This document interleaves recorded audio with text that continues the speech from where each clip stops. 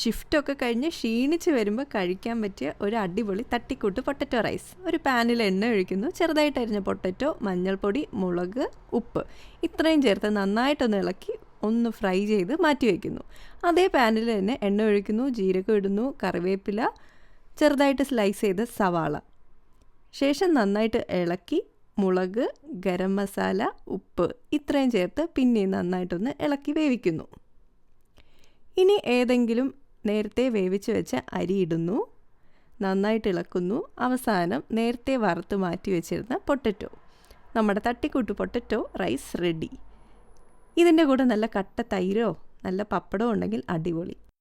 ഞാൻ ഇതിൻ്റെ കൂടെ ഒരു അടിപൊളി പ്രോൺസ് ക്രീമി ആയിട്ടുള്ളൊരു കറിയാണ് കഴിക്കുന്നത്, നമ്മുടെ ചെമ്മീൻ വെച്ചുള്ളൊരു അടിപൊളി ഐറ്റം.